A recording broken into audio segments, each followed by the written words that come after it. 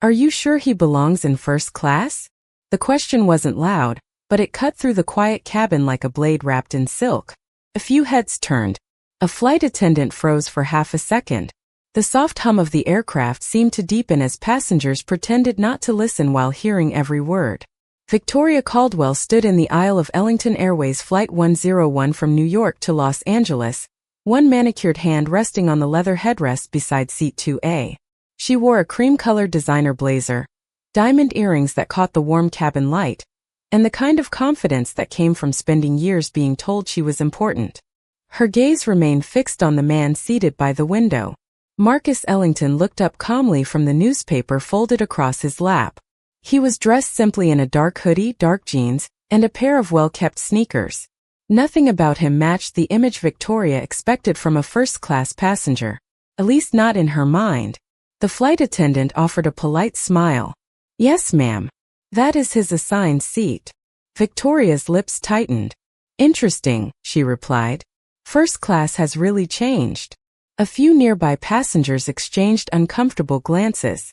Marcus simply nodded once and returned his attention to the newspaper.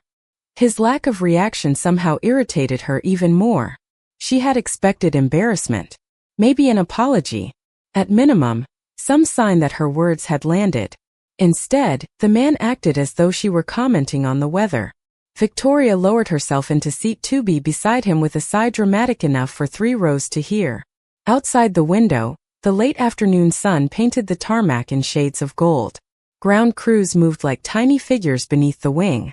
Marcus glanced outside for a moment, watching a baggage cart roll past. The sight brought back a memory he knew better than his own reflection.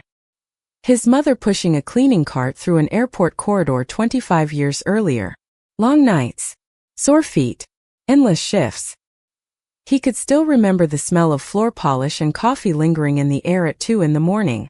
"I suppose they'll let anyone sit here now," Victoria said, adjusting her bracelet. Marcus folded the newspaper carefully and placed it in the seat pocket. "It's a beautiful day for flying," he said. His voice was calm and steady. Victoria blinked. That was not the response she wanted. She gave a small laugh. "I wasn't talking about the weather." "I know," Marcus replied. The silence that followed felt heavier than turbulence. Across the aisle, an older couple exchanged a glance. A businessman stopped typing on his laptop. The lead flight attendant appeared near the front galley and briefly looked toward seat 2A before continuing her duties. Victoria leaned back and crossed her arms. "You know, some people spend years earning access to places like this." Marcus smiled faintly. "That's true. Then there are others who somehow end up here anyway." Marcus turned his gaze toward the window again. The aircraft began pushing back from the gate. The setting sun reflected against the glass, casting warm light across his face. He seemed entirely unbothered. Victoria watched him for several seconds, unable to understand how someone could remain so composed.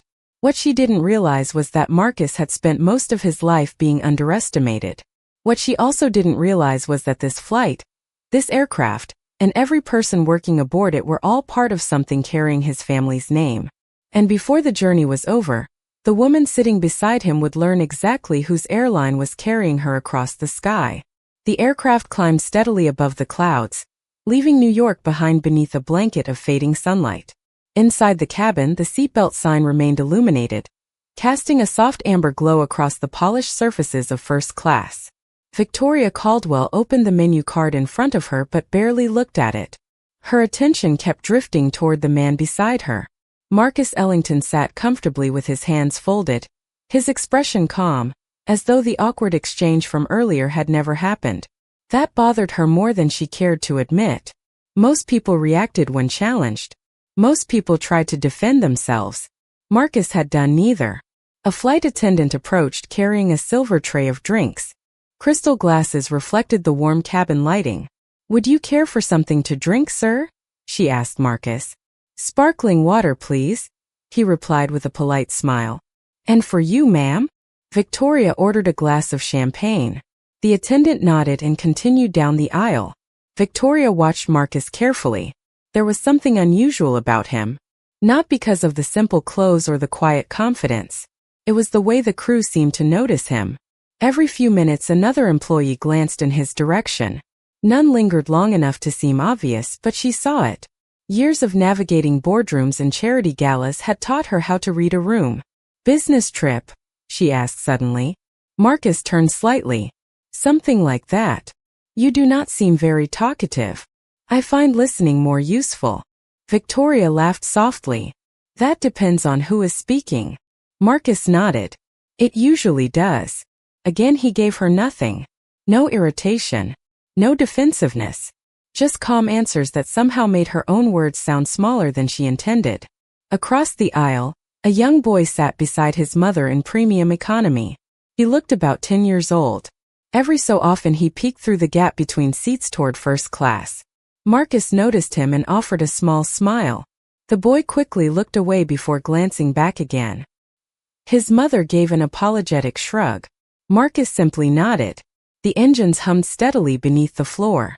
Outside the window, clouds stretched endlessly beneath them like rolling white fields. Victoria adjusted her bracelet and leaned back. "You know," she said, "people make assumptions all the time. It is human nature."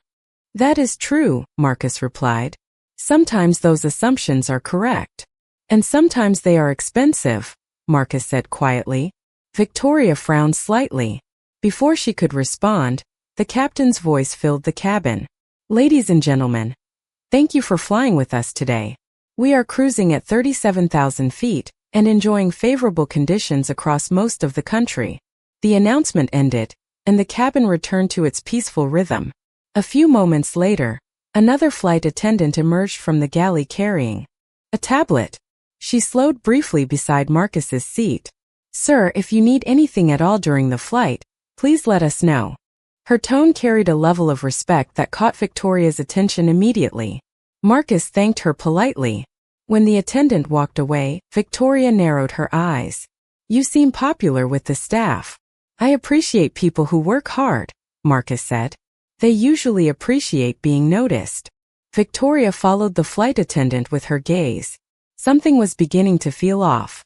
Not dangerous. Not alarming. Just strange. The crew treated Marcus differently. Not like a celebrity. Not like a wealthy customer. It was something else. Something deeper. As the aircraft continued westward through the evening sky, Victoria felt a small crack forming in the story she had already written about the man beside her. And for the first time since boarding, she began to wonder whether she had misjudged him completely. The cabin lights dimmed slightly as evening settled outside the aircraft. Soft golden lamps above each seat replaced the fading sunlight, bathing first class in a warm glow. The atmosphere felt quieter now.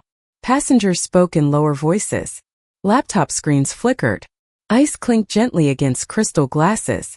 Marcus Ellington sat comfortably by the window, watching the last streaks of orange disappear beyond the horizon. The reflection staring back at him from the glass looked calm, but his mind had traveled decades away from 37,000 feet. He remembered being 8 years old, sitting on a plastic chair near an airport maintenance office while his mother worked a late shift. She cleaned terminals after midnight, often finishing long after the final flights had landed. Sometimes she brought him with her because childcare costs more than she could afford. Marcus could still remember the scent of disinfectant, the squeak of rolling cleaning carts, and the endless stream of passengers who never noticed the people keeping the airport running. His mother always noticed them, though. Every mechanic, every gate agent, every cleaner, every baggage handler. She knew their names. She treated everyone as if they mattered. "The world tells people what they are worth," she used to say. "Do not help the world make that decision." A small smile touched Marcus's face. Across the aisle, the young boy from premium economy was still glancing toward him. The child could not have been older than 10. Every time their eyes met, he quickly looked away. Marcus finally gave a small wave. The boy hesitated before returning it. His mother smiled apologetically. Marcus nodded. Victoria noticed the exchange. "You seem good with children," she said. Marcus turned slightly. "I try to be kind when I can. That is rare these days. Not as rare as people think." Victoria studied him again. The more she observed, the less he matched her assumptions.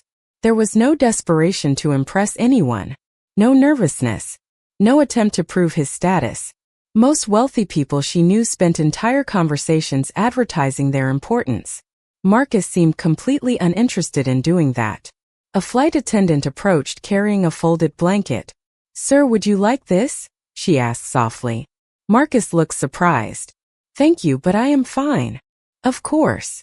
She smiled and moved on. Victoria frowned. "They really do pay attention to you." Marcus glanced toward the galley. Good crews pay attention to everyone. Victoria looked around the cabin. A businessman in the front row had been waiting several minutes for a refill. Another passenger was trying to get assistance with an overhead compartment. The attention directed toward Marcus seemed unusual. "You travel often?" she asked. "Quite a bit." "Business?" "Mostly." "What kind of business?" Marcus looked toward the dark window again. "Transportation." Victoria waited for more. None came. The answer felt intentionally incomplete. She was about to press further when movement near the galley caught her attention. Two flight attendants were quietly speaking with the lead purser. One of them glanced toward Marcus before immediately looking away. The lead purser straightened his uniform jacket and adjusted his tie. Then unexpectedly he began walking down the aisle toward seat 2A. Victoria watched carefully. Something in his posture had changed. It was subtle but unmistakable. Respect. Not customer service politeness. Genuine respect. The kind people reserved for someone whose presence mattered. The purser stopped beside Marcus and offered a warm smile. "Good evening, sir," he said. "I just wanted to personally welcome you aboard." Marcus looked up calmly. "Thank you. Everything has been excellent so far." The purser nodded, almost relieved by the response. Then he continued down the aisle. Victoria sat perfectly still. Her champagne suddenly tasted different. For the first time since boarding, she realized she might not be the most important person sitting in first class. Victoria Caldwell had spent most of her life believing she could read people within seconds. Wealth left clues. Power left habits. Importance announced itself through clothing, posture, introductions, and the invisible rules that governed elite circles. Yet the man sitting beside her seemed determined to break every pattern she trusted. The cabin settled into the comfortable rhythm of a long cross-country flight. Dinner service began. White linens covered tray tables. The scent of roasted chicken and warm bread drifted through first class. Soft jazz played quietly through the overhead speakers. Outside, darkness stretched across the sky while distant city lights sparkled far below like scattered diamonds. Victoria accepted her meal and glanced toward Marcus. He thanked the flight attendant by name. Not once. Twice. The attendant smiled with genuine surprise. Most passengers barely looked at crew members. Marcus seemed to notice everyone. "You know her name?" Victoria asked. "Emily." Marcus nodded. "I read it on her badge." Victoria looked down at her plate. She could not remember the name of a single flight attendant she had met that year. "Most people do not bother," Marcus said gently, as though reading her thoughts. "Most people are busy." "Everyone is busy," Marcus replied.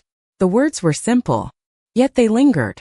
Across the aisle, the young boy from Premium Economy was struggling with a tablet that refused to connect to the onboard entertainment system. His mother tried to help, but neither seemed able to make it work. The child sighed and stared at the blank screen. Marcus noticed immediately. He pressed the call button. A flight attendant arrived moments later. "Could you help the young man across the aisle with his screen?" Marcus asked. "I think it is giving him trouble."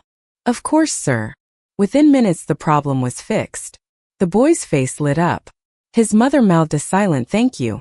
Marcus simply nodded and returned to his meal. Victoria watched the entire exchange. He had not called attention to himself. He had not expected praise. He had just seen a problem and quietly solved it. The realization made her unexpectedly uncomfortable. She reached for her champagne. "You seem very invested in other people." Marcus smiled faintly. "Air travel is stressful. Small acts help." "You talk as if you work in the industry." Marcus dabbed his napkin against his lips.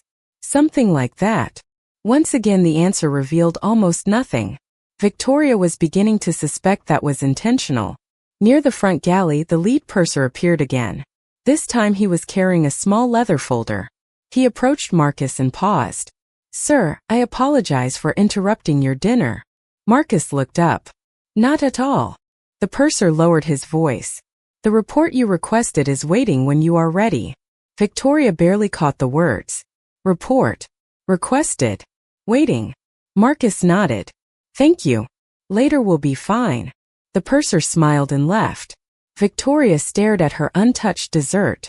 Every answer seemed to create two new questions. What kind of passenger received reports during a flight? Why did senior crew members speak to him differently from everyone else? And why did nobody seem surprised by it except her? Marcus looked out the window again. Reflections from the cabin lights danced across the glass. Tension between Victoria Caldwell and Marcus Ellington had settled into something stranger than conflict. It was curiosity mixed with discomfort, the feeling of standing before a locked door while hearing voices on the other side. The dinner trays had been cleared. Most passengers had lowered their window shades. Reading lights glowed like scattered stars throughout the cabin. The engines produced a steady, comforting hum that blended with the soft rustle of pages turning and the occasional clink of glass from the galley. Marcus sat reviewing a document on a tablet that had been discreetly delivered by the lead purser. He studied each page carefully, making notes with a stylus before moving to the next section. His expression remained calm, but his focus was absolute. Victoria noticed how different he looked when concentrating. There was confidence there, but not arrogance. Discipline. Purpose. The kind she had seen in successful executives during major negotiations. She frowned at the thought. Why was she comparing him to executives? The answer bothered her. Because the comparison fit. Across the aisle, the young boy had finally fallen asleep against his mother's shoulder. A small blanket covered his legs. Marcus glanced over, smiled softly, and returned to his work. A few minutes later, a flight attendant hurried from the rear of the cabin toward the front galley. Another followed. Their pace was professional but noticeably faster than before. Marcus looked up immediately. Victoria noticed the change as well. The lead purser emerged from the galley carrying a tablet and speaking quietly into a headset. The atmosphere shifted. Not dramatically, just enough for attentive passengers to sense that something was happening behind the scenes. Marcus pressed the lock button on his tablet and stood. Victoria looked at him in surprise. "Something wrong?" she asked. Marcus glanced toward the galley. "I am not sure yet." The answer felt odd. Not because of the words themselves, but because he sounded like someone accustomed to evaluating situations rather than reacting to them. He walked toward the front of the cabin. No one stopped him. In fact, the lead purser spotted him approaching and immediately stepped aside. Victoria watched as the two exchanged a brief conversation. She could not hear the words, but she saw the expressions. Concern from the purser. Calm assessment from Marcus. Then something happened that made her stomach tighten. The purser handed him the tablet. Marcus reviewed the information for several seconds. The purser nodded as though receiving instructions. Instructions. Not suggestions. Instructions. Marcus pointed to something on the screen. The purser listened carefully before hurrying away. A flight attendant appeared moments later and moved toward the cockpit. Victoria stared. Every assumption she had carried onto the aircraft felt increasingly fragile. 5 minutes passed before Marcus returned to his seat. His face revealed nothing. "What was that about?" Victoria asked. Marcus fastened his seatbelt and looked toward the dark window. "A service issue. You seemed very involved for a passenger." A faint smile appeared at the corner of his mouth. "I care about service." Before Victoria could ask another question, the captain's voice came over the speakers. "Ladies and gentlemen, everything is operating normally. We appreciate your patience while our crew addresses a minor systems issue." The announcement was brief, reassuring, yet Victoria barely heard it. Her attention remained fixed on the man beside her. For the first time since boarding, a possibility entered her mind that seemed almost impossible. What if Marcus was not being treated like an important customer? What if he was being treated like someone far more important than that? The cabin remained calm on the surface, but something invisible had changed. Victoria Caldwell could feel it. The comfortable certainty she had carried onto the aircraft was slowly being replaced by questions she could not answer. Marcus Ellington sat quietly beside her, his attention returning to the dark window while thousands of lights drifted beneath the aircraft like distant constellations. He seemed completely unaffected by the tension that now occupied her thoughts. A few rows behind them, the young boy who had spent much of the flight watching Marcus stirred. Awake. He rubbed his eyes and looked around sleepily. His mother smiled and adjusted the blanket across his lap. Marcus noticed and gave a small nod in their direction. The boy smiled back. Then, after a brief hesitation, he stood and carefully walked toward first class. Victoria watched as the child stopped beside Marcus's seat. "Excuse me, sir," the boy said softly. Marcus turned immediately. "Hello there." The boy shifted nervously. "My mom said I should thank you for helping with my screen earlier." Marcus smiled. "You are very welcome." The child hesitated again. "Can I ask you something?" "Of course." The boy looked down at his shoes before speaking. "Do you fly first class all the time?" Victoria almost laughed at the question. Marcus did not. "Sometimes. It looks nice.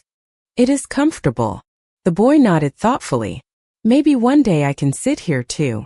For a moment the cabin seemed quieter. Marcus studied the young face before him. Then he smiled. "You can sit anywhere you earn the right to sit." The boy frowned slightly. "What does that mean?" Marcus leaned forward. "It means never let anyone decide your limits for you. Not your neighborhood. Not your circumstances. Not other people's opinions." The child listened carefully. Even Victoria found herself paying attention. "You belong wherever your hard work takes you," Marcus continued. "Do not forget that." The boy's eyes brightened. "Really? Really?" The child smiled so broadly that several nearby passengers noticed. His mother quietly thanked Marcus before guiding her son back to their seats. Victoria watched the exchange in silence. The words lingered in the air long after the boy sat down. "You belong wherever your hard work takes you." Simple words. Yet she realized she had spent most of the flight believing exactly the opposite about the man sitting beside her. Before she could process that thought, movement near the cockpit caught her attention. The captain himself emerged from the flight deck. Passengers barely noticed at first. Captains occasionally walked through the cabin during long flights. But this felt different.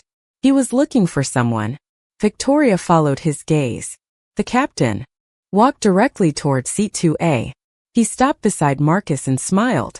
Not the polite smile given to customers. Not the practiced smile used in public relations photographs. This smile carried familiarity, respect, genuine admiration. "Good to see you again, sir," the captain said. Marcus stood and shook his hand. "Likewise, Captain Reynolds." Victoria felt her pulse quicken. The captain knew him. Not only knew him, respected him. Around them, a few crew members exchanged knowing glances. Marcus and the captain spoke quietly for a moment before sharing a brief laugh. Then Captain Reynolds said something that made Victoria's stomach tighten. "The company would not be what it is today without your vision." Marcus simply nodded. But Victoria heard every word. And for the first time since boarding, she became certain of one thing. Whatever Marcus Ellington actually did for a living, it was far bigger than anything she had imagined. Victoria Caldwell sat motionless after Captain Reynolds returned to the cockpit. The conversation had lasted less than a minute, yet it left a weight hanging over the cabin that she could not ignore. Around her, passengers resumed their routines. A businessman reopened his laptop. Someone requested coffee. The soft glow of reading lights reflected against polished surfaces. Everything appeared normal, yet nothing felt normal anymore. Victoria glanced toward Marcus. He had returned to his seat and was once again looking out the window, as though the captain's visit had been completely unremarkable. That bothered her more than anything. Most people would have enjoyed the attention. Most people would have found a way to make sure everyone nearby noticed. Marcus seemed uninterested in recognition. He folded his hands and watched the darkness beyond the glass. "You know the captain well?" Victoria finally asked. Marcus looked over. "We have met before." "You say that as if he is an old friend." Marcus smiled slightly. "Good people are worth remembering." Again the answer revealed almost nothing. Victoria felt herself growing frustrated. Every question seemed to lead deeper into mystery. Before she could continue, a flight attendant approached, carrying a fresh pot of coffee. As she filled Marcus's cup, a few drops landed near the saucer. The attendant immediately apologized. "I am so sorry, sir." "No need," Marcus said kindly. He reached for a napkin and cleaned the small spill himself. "These things happen." Relief washed across the attendant's face. "Thank you for understanding." Marcus nodded. "You have been working hard all evening." The attendant smiled and moved on. Victoria watched silently. The interaction lasted only seconds, yet it revealed something she had not expected. Power usually made people more demanding. Marcus seemed to become gentler whenever he held it. Several rows behind them, the young boy was awake again. He had opened a notebook and was drawing something with intense concentration. After a few minutes, he carefully tore out the page and walked toward first class. "Sir," he said nervously. Marcus turned. "Hello again." The boy held out the paper. "I made this." Marcus accepted it. The drawing showed an airplane flying above the clouds beneath a bright sun. On the tail was the logo of Ellington Airways. "This is excellent," Marcus said. The boy beamed. "I want to design airplanes someday." Marcus studied the drawing. "Then keep practicing." "Do you think I can?" the boy asked. Marcus looked directly at him. "I think the world needs people who believe they can." The boy smiled and returned to his seat. Victoria noticed Marcus carefully place the drawing inside the leather folder beside him instead of throwing it away. A strange feeling settled over her chest. Throughout the flight she had measured Marcus by appearances. His clothes, his seat, his silence. Yet every hour revealed another piece of a man completely different from the one she imagined. The realization was uncomfortable because it forced her to confront something she rarely questioned: her own judgment. Near the front galley, two crew members quietly stopped speaking when Marcus glanced their way. One straightened immediately. Another offered a respectful nod. Marcus returned the gesture, not as a superior acknowledging subordinates, more like a leader acknowledging people he genuinely valued. Victoria noticed that difference too. Leadership. The word entered her thoughts unexpectedly, then remained there. She looked once more at the man beside her. For the first time since boarding, she was no longer trying to figure out why the crew respected him. She was beginning to wonder just how many people did. The aircraft crossed into the western half of the country beneath a moonlit sky. Most passengers had settled into the quiet rhythm of a late evening flight. Window shades were lowered.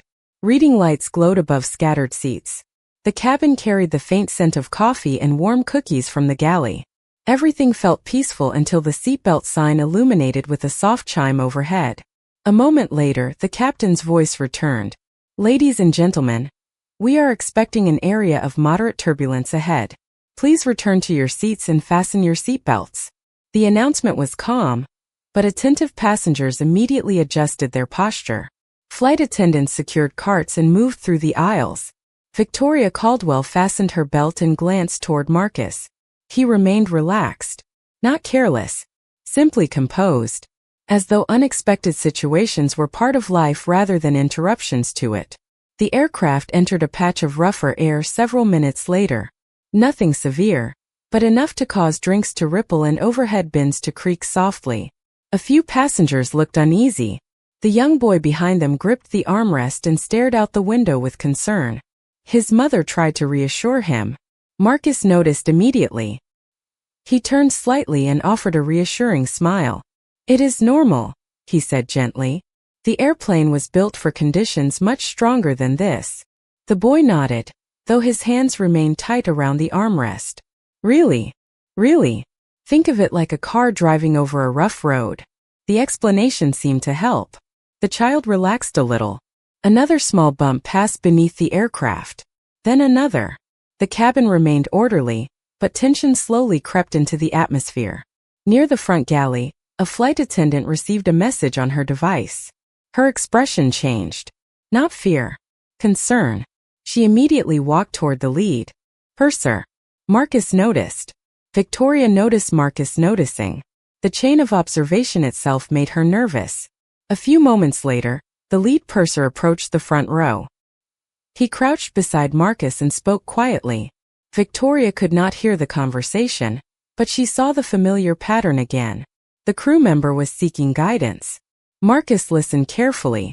Then he asked several questions. The purser answered. Marcus nodded. The discussion lasted less than 30 seconds. The purser left looking calmer than before.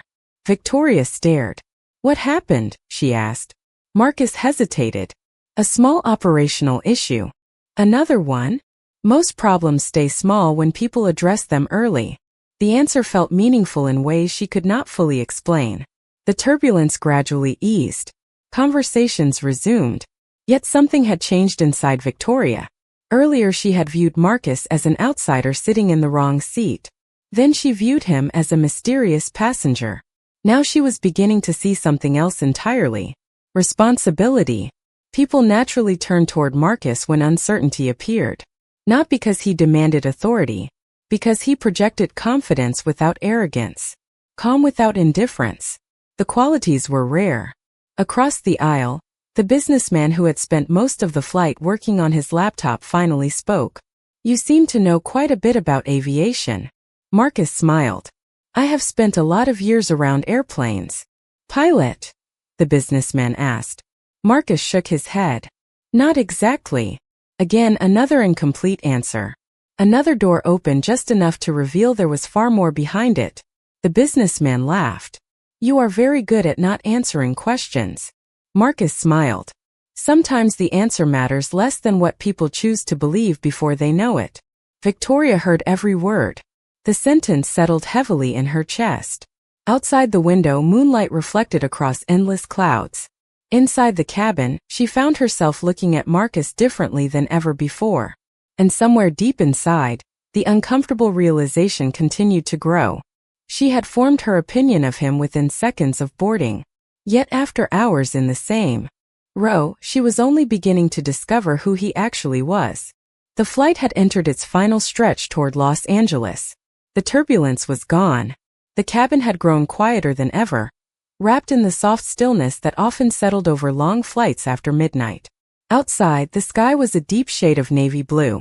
Far below, scattered clusters of city lights appeared and disappeared beneath thin layers of cloud. Inside first class, passengers spoke in hushed voices or rested with closed eyes. Yet Victoria Caldwell remained wide awake. She could not stop thinking about Marcus Ellington. Every hour had dismantled another assumption she carried when she first stepped onto the aircraft. The certainty she once felt now seemed embarrassingly fragile. Across the aisle, the young boy was sketching again. This time he was drawing a larger airplane with incredible concentration. His mother smiled while reading a magazine beside him. Marcus noticed the drawing and nodded approvingly. The child grinned. The small exchange lasted only seconds, but Victoria had begun to notice a pattern. People seemed better after interacting with Marcus. Calmer. More confident. More respected. A soft chime sounded from the cabin speakers. Moments later, the lead purser appeared again, walking down the aisle with unusual purpose. He stopped beside seat 2A. Sir, he said quietly, the updated numbers have arrived. Marcus accepted a tablet. Thank you.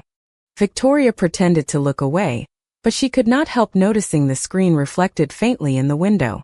Charts. Performance figures. Operational data. The kind of information she had spent years reviewing during corporate board meetings. Marcus studied the report carefully. His eyes moved quickly across the figures. Then he made several notes and handed the device back. Tell them to move forward with the adjustment, he said. And congratulate the Denver team. Those customer satisfaction numbers are outstanding. The purser smiled. I will pass it along, sir. Victoria felt her pulse quicken. Customer satisfaction numbers. Operational reports. Regional teams. None of this sounded like the responsibilities of an ordinary traveler. Sounded like executive leadership. The realization settled over her like a slow-moving wave. For the first time, she found herself wondering whether she already knew the answer but was afraid to say it aloud. A few minutes later, the businessman across the aisle closed his laptop and stood to stretch. He glanced at Marcus and smiled. I finally figured it out. Marcus looked up. Figured out what? Why everyone treats you differently. Victoria immediately looked toward them. The businessman laughed softly. You are not just someone who works in aviation. You are someone important. Marcus smiled politely. Everyone on this airplane is important. That is not an answer, the businessman replied. No, Marcus agreed. It is not. The exchange drew a few quiet smiles from nearby passengers. Yet nobody pressed further. There was something about Marcus that discouraged curiosity driven by status while encouraging curiosity driven by character. Victoria noticed that too. Then another memory surfaced in her mind. Her first words after boarding. Are you sure he belongs in first class? The sentence echoed with painful clarity now. She remembered the confidence behind it, the certainty, the assumption, and suddenly she wished she could take it back. Marcus glanced out the window once more. In the distance, the faint glow of Los Angeles had begun to appear on the horizon. The city looked like a sea of gold stretching endlessly into the darkness. The lead purser returned one final time before landing. This time he spoke just loudly enough for Victoria to hear. Everything is ready for your arrival, Mr. Ellington. Marcus nodded. Thank you. The name hung in the air. Mr. Ellington. Victoria stared ahead silently, because at that exact moment a memory surfaced from years earlier. A business magazine cover. A photograph. A headline about a rapidly growing airline transforming the industry. And beneath that headline was a name she suddenly recognized. Ellington. Victoria Caldwell felt her breath catch as the memory sharpened into focus. She had seen the face before. Not recently. Years ago. A cover story in a business magazine she picked up during a conference in Chicago. The article had focused on a young entrepreneur who transformed a struggling regional carrier into one of the fastest-growing airlines in America. She remembered the headline because it surprised people at the time. She remembered the photograph because the man looked far younger than most chief executives. And now that same face sat beside her, gazing calmly through the window while the lights of Los Angeles grew brighter below. Marcus Ellington. The name echoed through her thoughts. Suddenly every strange moment during the flight made sense. The respect from the crew.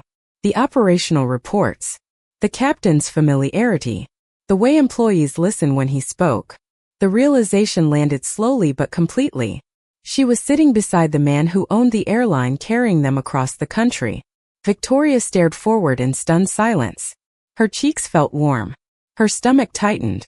For hours she had spoken to him through the lens of assumptions she now desperately wished she could erase. Marcus remained unaware of the storm unfolding beside him. Or perhaps he was aware and simply chose not to acknowledge it. The aircraft began a gentle descent. Another announcement came from the cockpit. Ladies and gentlemen, we have started our approach into Los Angeles. Local time is 9:17 p.m. Please ensure your seatbacks and tray tables are in their upright and locked positions. The cabin lights brightened slightly. Passengers stirred awake. Window shades lifted. The glow of the city spread beneath the aircraft like a sea of gold. Victoria finally turned toward Marcus. Mr. Ellington? She asked quietly. Marcus looked at her.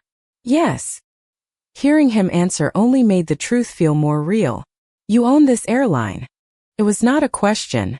Marcus studied her for a moment before offering a small smile. I lead it. Victoria swallowed. Why did you never say anything?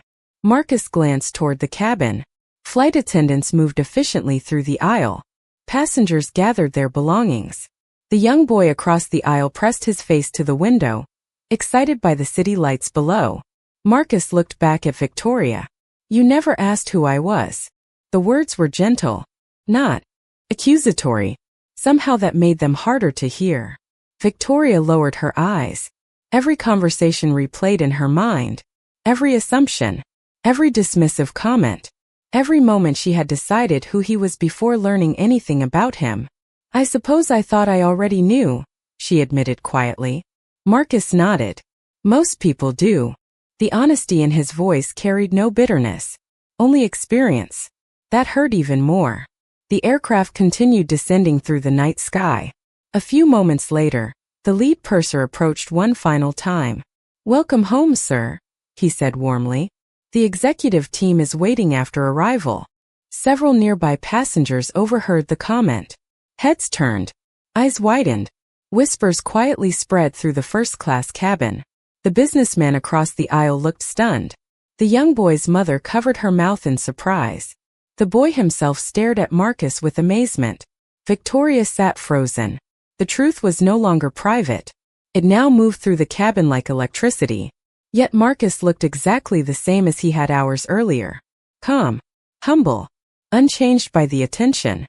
As the wheels prepared for landing, Victoria realized something even more humbling than his success. The most impressive thing about Marcus Ellington was not that he owned the airline. It was that he never needed anyone to know it. The wheels touched the runway with a gentle vibration that rolled through the cabin. A few passengers applauded softly. Others reached for their phones the moment the aircraft slowed. Outside the windows, rows of blue taxiway lights stretched into the distance beneath the California night.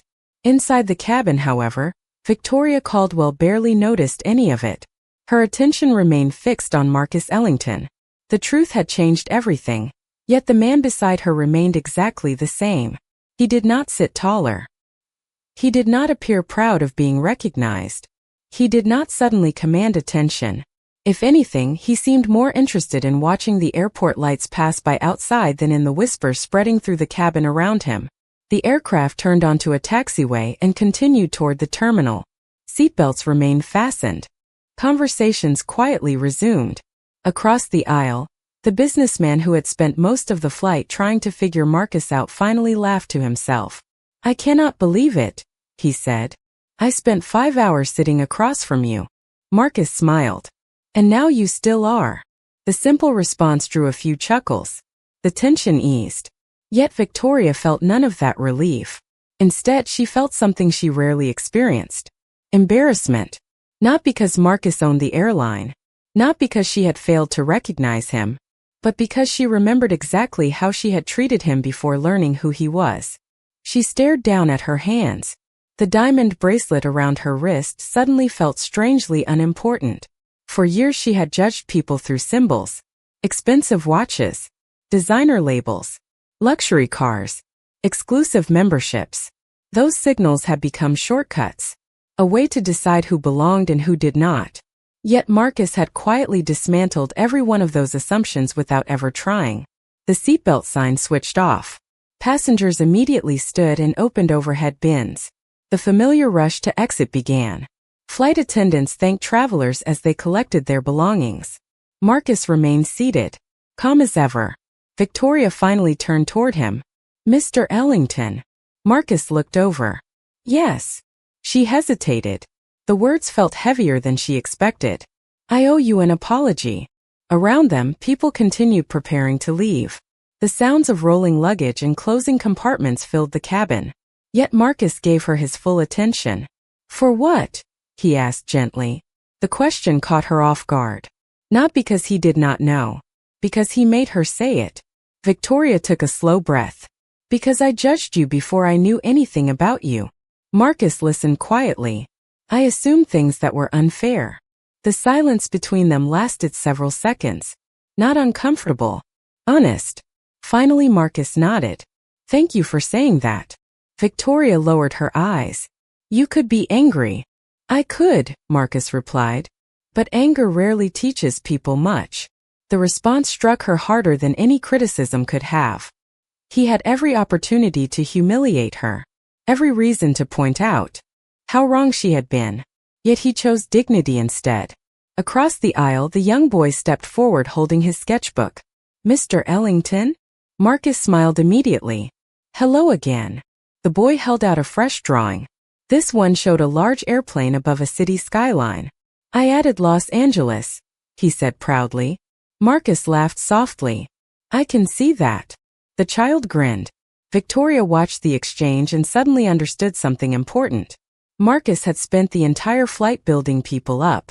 Crew members, strangers, children. Everyone around him seemed to leave his presence feeling more valued than before. That was the source of the respect she had witnessed all evening. Not wealth, not power, character. And as the aircraft door finally opened to the terminal, Victoria realized she had spent hours sitting beside one of the most successful men in the airline industry. Yet the lesson she would remember had nothing to do with business at all. Passengers slowly flowed into the jet bridge, carrying briefcases, backpacks, and the invisible weight of lives waiting beyond the terminal. The warm cabin that had held them together for 5 hours was beginning to empty. Yet Marcus Ellington remained seated for a moment longer, allowing families, elderly travelers, and hurried business passengers to leave first. It was a small habit, one he had practiced for years. Victoria Caldwell noticed. She noticed everything now. The details she had ignored at the beginning of the flight suddenly seemed impossible to miss. The patience, the humility, the quiet respect he extended to everyone around him. The young boy stood nearby, clutching his sketchbook against his chest. His mother waited beside him. They were clearly hoping for one final conversation before leaving. Marcus stood and lifted his carry-on from the overhead compartment. The flight attendants lining the aisle greeted him warmly as he passed. Not with rehearsed customer service smiles, but with genuine affection. "Thank you for flying with us, sir." "Safe travels, Mr. Ellington. We will see you again soon." Marcus answered each one by name. Every single one. Victoria watched their faces light up when he did. It was such a simple thing, remembering names, yet so few powerful people ever bothered. At the aircraft door, the young boy finally gathered the courage to step forward. "Mr. Ellington?" Marcus turned immediately. "Yes." The child held up his sketchbook. "I wanted to ask something." "Go ahead." The boy glanced down nervously before speaking. "How do you become someone like you?" The question seemed to freeze the small space around them. Even nearby passengers slowed their pace. Marcus looked at the drawing in the boy's hands. Then he crouched slightly so they were eye level. "Do you know what my first job was?" The boy shook his head. "I cleaned airport floors with my mother." The child blinked in surprise. Marcus smiled. "I was not born into success. I was born into opportunity disguised as hard work." The boy listened carefully.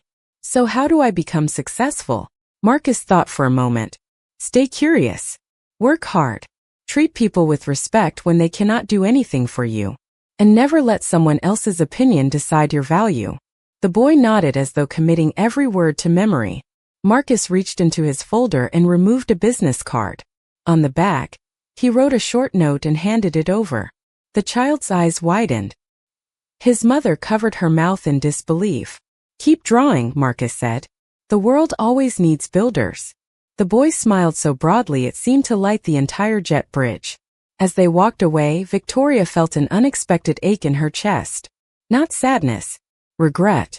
She realized that the child would remember this night for the rest of his life. Not because he met a wealthy executive, because someone powerful took the time to make him feel seen. Marcus turned toward the terminal entrance. Beyond the glass walls, several members of the executive team were already waiting. Yet before taking a single step, he looked back at Victoria one final time. She opened her mouth, searching for something meaningful to say. An explanation, a justification, perhaps even a defense. None came. Marcus saved her from the effort. "People surprise us when we give them the chance," he said softly. Then he smiled and continued toward the waiting crowd. Victoria remained standing alone beside the aircraft door. Around her, the terminal buzzed with movement and noise.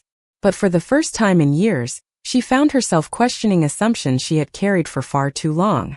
And somehow, that felt like the beginning of something rather than the end. The terminal slowly emptied as travelers disappeared into the rhythm of arrivals, reunions, rideshares, and waiting luggage. Bright airport lights reflected across polished floors. Rolling suitcases echoed through the concourse.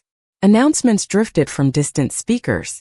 Yet amid all the movement, Victoria Caldwell remained standing near the gate long after everyone else had gone. Through the glass wall overlooking the aircraft, she could still see the jet that had carried them across the country. Hours earlier, she had boarded that airplane believing she understood exactly how the world worked. Important people looked important. Successful people announced themselves. Status revealed value. Now, standing alone beneath the glow of airport lights, those beliefs felt smaller than they ever had before. Across the terminal, Marcus Ellington walked with several executives from the airline. They spoke about schedules, operations, and upcoming meetings. Yet Marcus paused repeatedly, once to thank a gate agent finishing her shift, once to shake hands with a maintenance worker, once to congratulate a flight attendant whose excellent service had been mentioned in a report. Every time someone spoke to him, he listened fully. Every time someone greeted him, he greeted them back with genuine warmth. Victoria watched from a distance. The scene revealed something no magazine article or business profile ever could. The source of his success was not hidden in boardrooms or financial statements. It was hidden in moments like these, in how he treated people when there was nothing to gain from doing so. A few gates away, the young boy from the flight sat beside his mother near a large window overlooking the runway. He still held the business card Marcus had given him. Every few seconds he looked down at it and smiled. Victoria found herself smiling too. The child had boarded the flight as an ordinary passenger. He was leaving with something far more valuable than a souvenir. He was leaving with belief. Marcus eventually reached the terminal exit. Before stepping through the sliding doors, he paused and looked back toward the runway. For a brief moment, the noise around him seemed to fade. Beyond the glass stood one of the aircraft carrying his family name across the sky.